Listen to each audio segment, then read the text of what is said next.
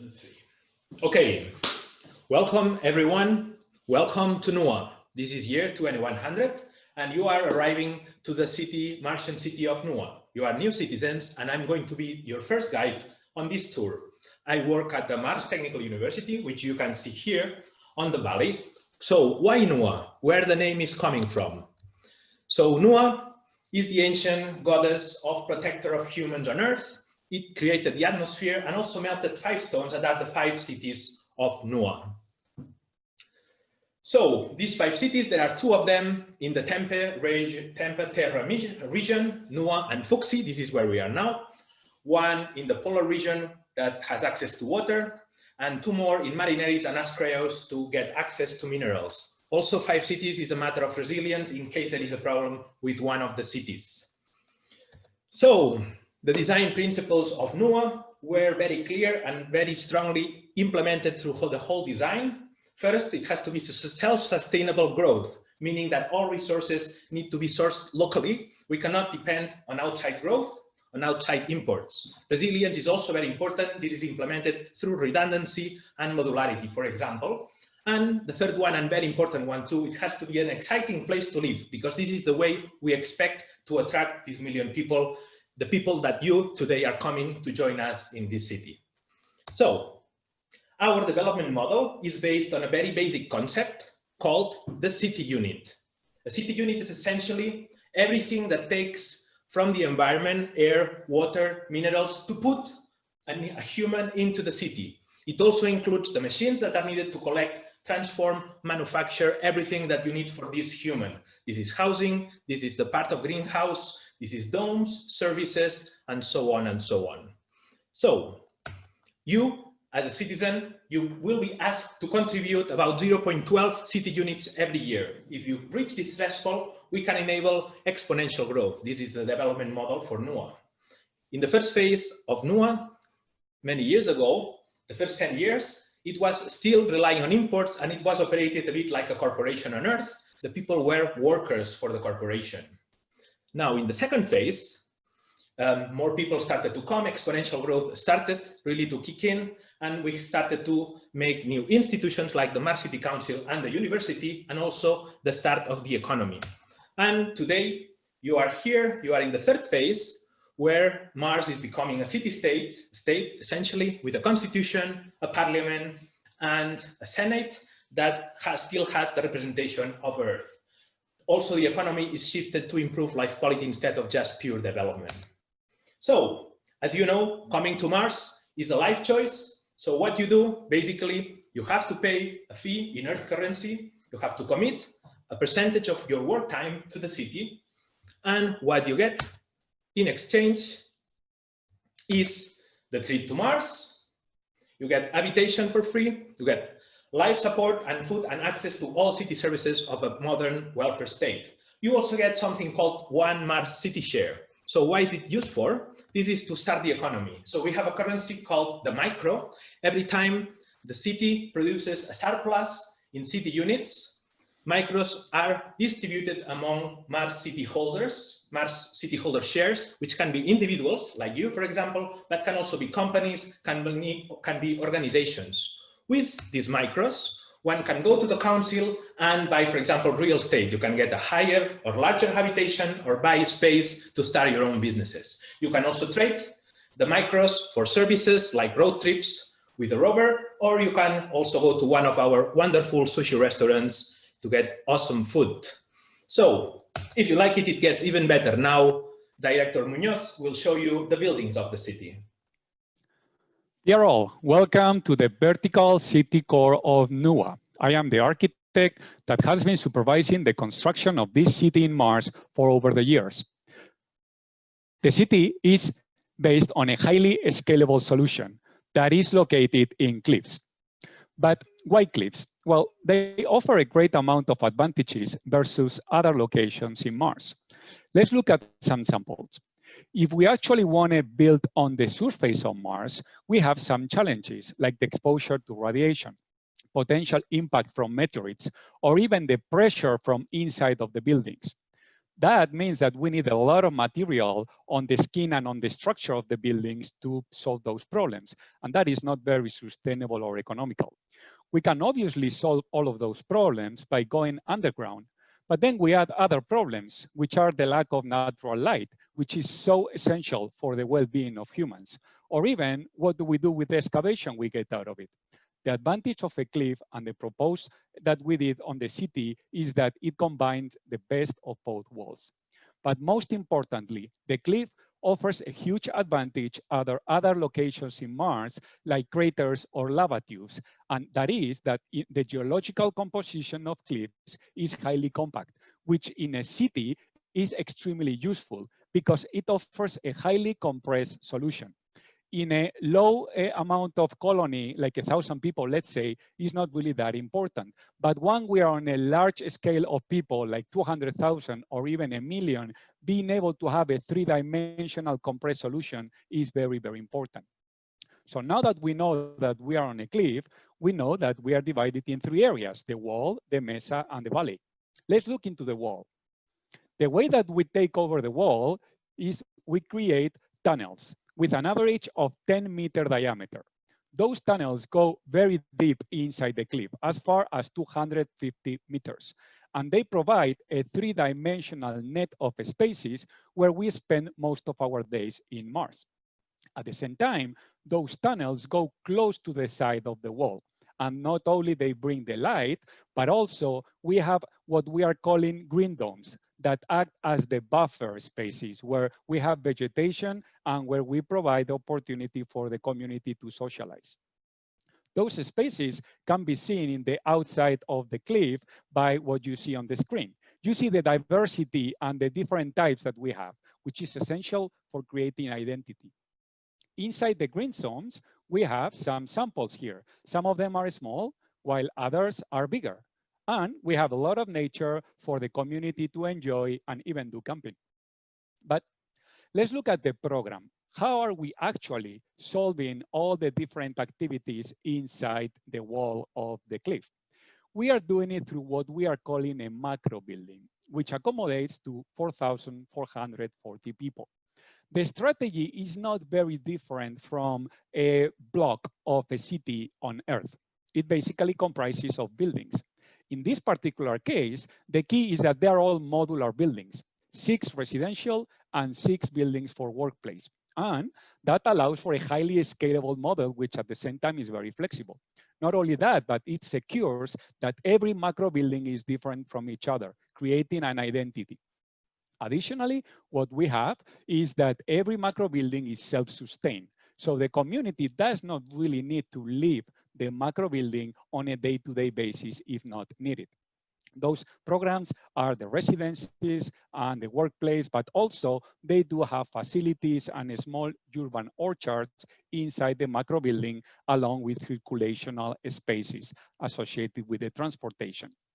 If we actually look into the elevation of the cliff, we see the scalability of the macro building. We see here the modules that we mentioned, and we can identify how we grow horizontally and vertically as needed. All of them are connected with a vertical transportation system. Here is a view of how the spaces will look from the inside of those facilities. And the residential quarters are deep inside the cliff in order to protect us from the challenges that we have. You will soon enjoy them. But self-expression is very important in NUA. So we have here some opportunities for art domes. The valley is also fundamental. And basically what we have here are spaces for the entire city to socialize and interact. In this particular case, the main strategy is having domes which are transparent, which that allows to have a relationship with the outer world. Being transparent offers some challenges in regards to the potential risk to radiation. But the way we are solving it is by having really large canopies that overfly those big buildings. And we dump all the excavation that we get from the wall on top of those canopies, so that material is what provides the protection. Highly sustainable and recyclable. So some of those buildings can be seen here that can be used as a public parks for the community, for the city, or even hospitals or museums. Below those areas, we have larger tunnels of 20 to 30-meter diameter, what we call galleries, and they accommodate intra-city transportation and sports arenas and other large space requirements, including what we are calling tunnel gardens, which are spaces for the public to interact when at the same time are connected to the high-speed elevatoring system, which is what connects all the macro buildings and the mesa and the valley. In the middle of that transportation system, we have sky lobbies. And the transportation system is very similar to the way they work on Earth on super skyscrapers. The mesa includes like the spaces related to the food and energy production as well as manufacturing. The solution is very scalable. And if we look at the areas, basically we have the entire city solved in 278 square meters per person, which is a little bit less than 3,000 square feet per person. And thanks to that scalable solution, we are applying the same design principles that we did on NUWA on other cities, like Avalos on the north, or we have the marineri cities. Now, let's go back to our capital, where my colleague Gisela is going to explain to you how we keep you alive. Hello, and welcome from the Mesa. There are no humans living up here, but we have a lot of important systems that make sure that the city stays alive. One of those systems is a life support system. It makes sure that the 1 million people living on Mars get all the resources they require every day. 1 million humans will consume every day 820 tons of oxygen, 1,500 of food, and about 10,000 of water. The system also takes care of the waste produced and makes sure that we can process it to get frictional resources for the citizens of the city. To do that, the life support system is composed by several living organisms. Crop and microalgae are the main food source, but we also have animals, insects, cellular meat, and other living organisms to ensure a balanced diet. The crop and the microalgae, besides producing food, also take care of the atmosphere regeneration. That means that they consume the CO2 that we humans produce, and thanks to photosynthesis, they produce oxygen, by at the same time contributing to the water recycling. Bacteria in the system take care of the waste, both liquid and solid. You can imagine it is very important from the human urine, for example, to recover the nutrients and the water. Animals and insects both live in the same compartments as humans do, since they have similar atmospheric requirements. But the crop and the microalgae live here up in the mesa in a CO2-rich atmosphere in the so-called agricultural modules. The atmosphere of these modules and the human compartments are completely separated, and they only exchange gas through a control system. CO2 and water can be extracted from the atmosphere thanks to cold precipitation. Plants, as they do on Earth, also require light here, but since we are farther away from the sun, we need artificial lighting as well. To be power efficient, we are using blue and red LEDs mainly. All the systems I've introduced you form the life support system. This is a closed system. That means that once the system is running, we don't need to put any extra inputs inside the system. We are able to recycle all the waste that we produce into fresh substances. But for every inhabitant that we add to the system, we need to increase the size of our life support system. And we do that by increasing the size of the crop area in 90 square meters and adding different substances, nutrients, water, oxygen, and nitrogen. And what's very important also in the system is that we will need power, not only to start it, but to keep it working. And for that, we need 37 kilowatts per person. That is a lot of power. And we also have to consider that we will also need power for other things, like the habitats, manufacturing, and so on. That's why, next to the agricultural modules, we also have the power modules, a large area of power modules. We have photovoltaic systems and solar concentrators to provide us with energy from the sun. But we have to consider that photovoltaic systems are very difficult to build here on Mars because we need the resources to build them. So our main source of energy are solar concentrators. But you've probably heard about dust storms here on Mars, right? Well, that's why we have a nuclear power plant as well. Don't worry, for safety reasons, it's far away from the city. But it makes sure that we can get power even in stormy days, so our systems, the most critical ones, can keep on working even on those days. And those are the most important things we have here up in the Mesa. And now it's time to continue your tour in the community gardens, where Mikel will tell you about how life will be here in NUWA. Thank you very much, Gisela, and welcome everybody. Martian society must be fully supported by the concept of community. Mars is a very hostile planet where you need to rely on the other people around you. Here, the relationship between the individual and the community can be summarized as, if you want to come to Mars, join us.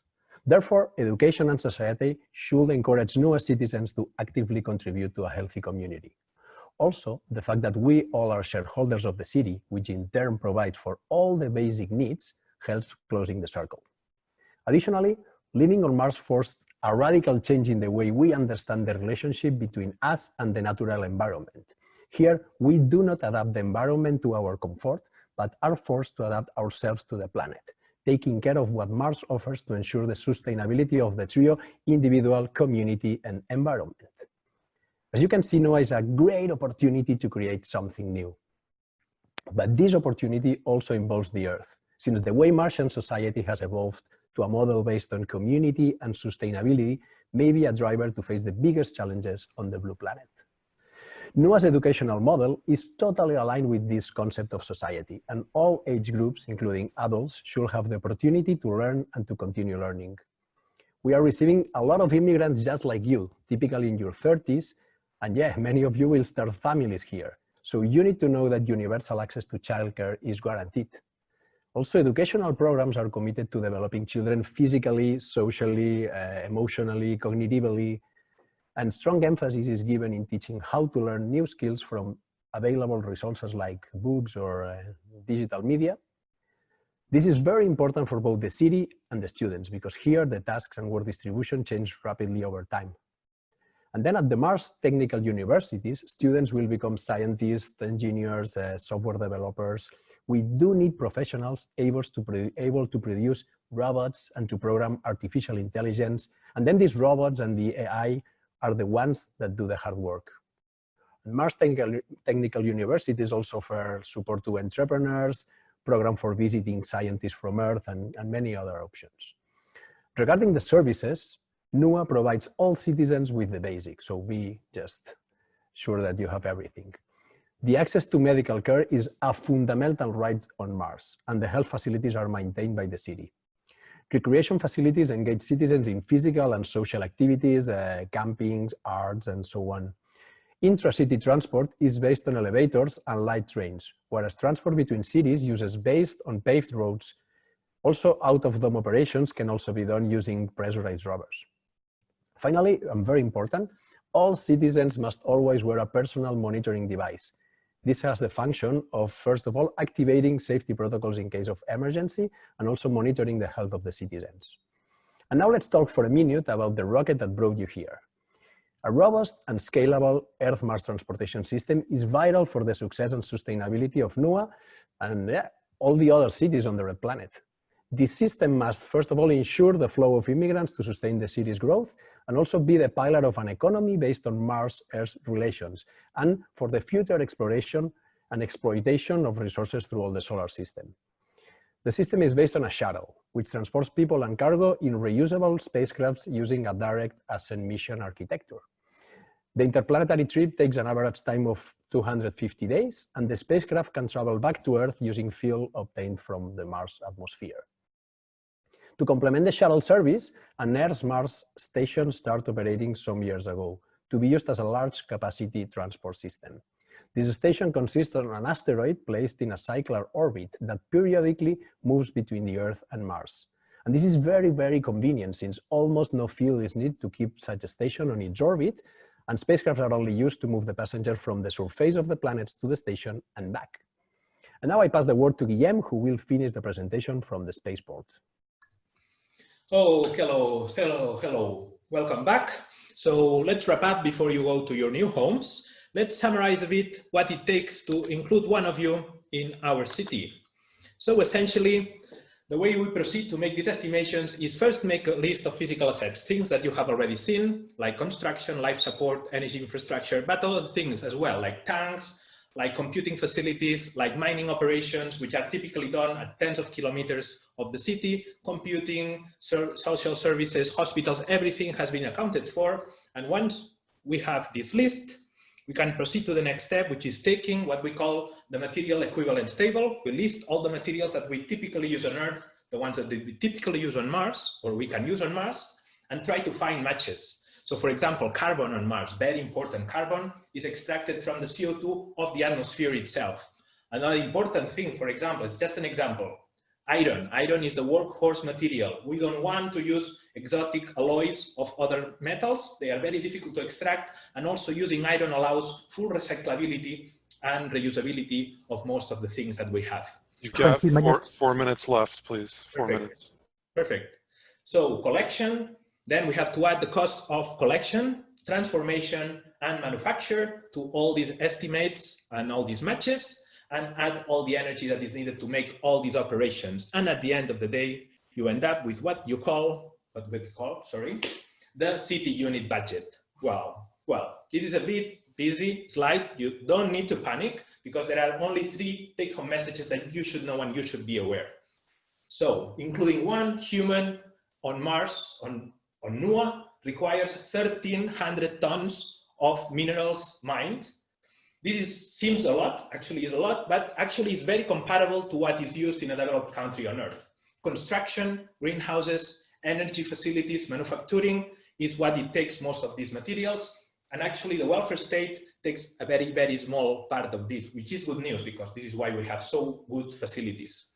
Another thing that we need a lot is water and CO2. It's not drinking water. Actually, this water and CO2 are needed to start organic chemistry. Organic materials are crucial for modern civilization. We need organic materials to support construction, but also to make medicines, to make fuels, and to make other things like insulators and all sorts of devices. And finally, is continuous power. It has been already mentioned, we need a lot of continuous power, of which only 40 kilowatts are for the life support system. The other 80 kilowatts are essentially just to support development. This also means that every average human should be contributing about 10 times more than what an Earth citizen would do. So if you compare to Earth, 10 kilowatts is what an Earth citizen typically uses. So how to bridge this gap? So it has been bridged or has been solved using standardization, using robotization, and using artificial intelligence, all at design level. So artificial intelligence takes all the control on the logistics, and the humans have much less work to do. So with all this said, you are almost ready to go home, but finally, let's wrap up and see where it all began. Back in 2020, more than 20 space enthusiasts from different countries joined forces to conceive this city. They summarized their concept in a 20-page document that they submitted to the Mars Society competition. NUWA stood on the shoulders of giants. It built on decades of predecessor concepts, and it summarized countless hours of work. Their design combined new and old concepts. They proposed technical, urban, socioeconomic solutions that have become a reality here today. Some people often said, 1 million people on Mars, that can be possible. Well, they were wrong. It was possible. It was just not easy. The cliff-excavated city concept solved many intrinsic issues of the Martian environment, but it required a highly multidisciplinary approach. Sustainability and resilience were a must. We're also creating a strong sense of identity, because it is not enough to build the infrastructure. It has to become a place to be proud of. The NUWA concept was a realistic opportunity to establish the first large-scale off-world settlement, so it engaged private and public institutions from everywhere. Back then, Earth was entering a climate emergency, and living on Mars has helped us to solve some of these problems back on Earth. There have been many challenges, yes, but ultimately, it has worked out. Here you are today. Welcome to NUWA, the first city-state beyond Earth on Mars. Hi, I do architecture and urban planning. I do conveying. I do future scenarios. I do architecture and graphic design. Life support systems. Chemical engineering. Space psychology. I do architecture. Mining and rock mechanics. Fashion and art. I'm an astrophysicist. Architecture. Astrodynamics. In-situ resource utilization and manufacture. Architecture. And brain-computer interfaces. Space engineering. Architecture. Planetary geology and geochemistry. I do economics with fish. I do planets. I do rocket science, and we are SONet.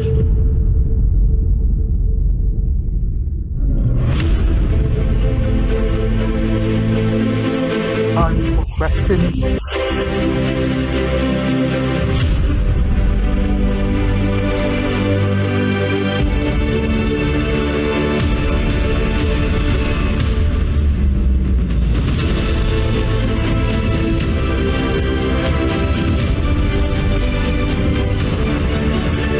Questions?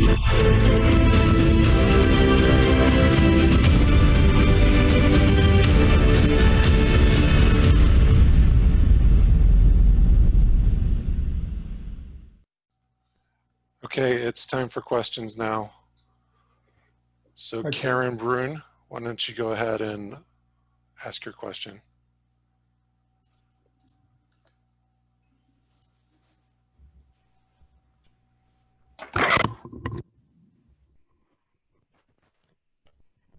Can you guys hear me?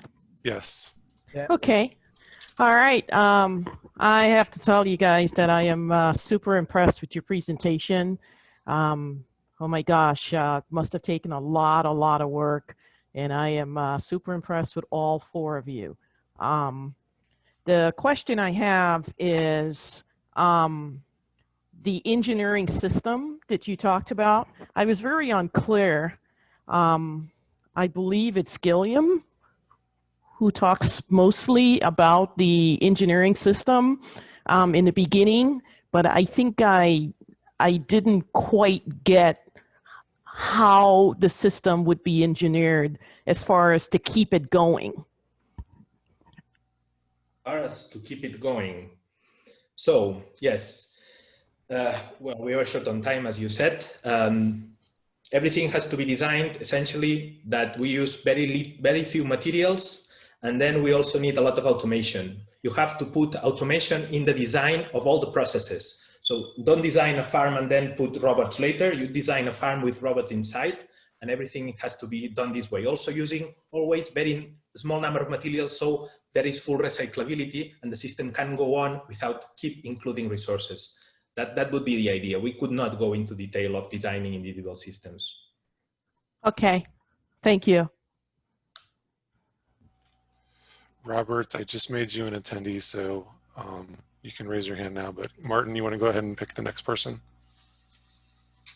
Maybe Frank Crossman? Okay. Sure. I'm trying hard to understand the external economy. I think you described the internal economy extremely well, but I don't hear anything regarding trade between the Earth and Mars, maybe asteroids, etc. Can any of you describe that aspect? So very brief comment, and I'll leave to someone else. So actually, this was intentional. We thought very hard on how to make it usable in Earth currency. We couldn't find it really. I mean, except activities that would take a lot of risk and investors would not put money here. Our hope here is that an exponential economy on Mars would eventually generate surpluses and develop the space infrastructure that then can service Earth. I think Miquel Sureda can comment a bit on this as well. Yeah, when we thought about the city and also about the transportation system, we were thinking about being a key piece in what we are thinking that's the future, which is like a space economy, where actually things that can be built in Mars or that can be launched from Mars can be useful also for the Earth or going to the asteroid belts. So Mars is kind of like a port where people are coming to live there, but also spacecrafts are going there as a base to go then to another places of the solar system, or even like some like business can be used from Mars to give like value to the Earth. So thinking about this space economy, we know that it's not gonna be just the Earth, it's gonna be the Earth, Moon, Mars, and actually the Moon and especially Mars are gonna be a key like pieces in this. Okay, last question. Go ahead, Robert Zubrin. Okay. You're using starships to travel between Mars and Earth, but you also have a cycler. Why did you feel you need a cycler if you have starships? And how are you going to get an asteroid into a cycling orbit? Miquel Sureda is the expert here. Yeah, when we dimensioned the transportation system, we start using like something like a Starship. It's a little bit bigger, but yeah, the base was a Starship. And then because of the exponential growth of the city, it was not just something that we just made up. It was like the way we found that probably the city would evolve. The number of starships that had to be used at the end of this 50 years period when we grew from 1,000 to 1 million was just insane. So we had to just think about this station. This station could be something man-made. I mean, the asteroid thing is just a possibility. We thought it was interesting, and in a way, it's not science fiction, because you just, I mean, I'm saying just, and it's not just, but you can move an asteroid, you can place it in the orbit just using rockets, and I mean, if you put them in the right position with the right velocity, it will work. And of course, you need like orbital maintenance, but it will be a very good way to save like resources.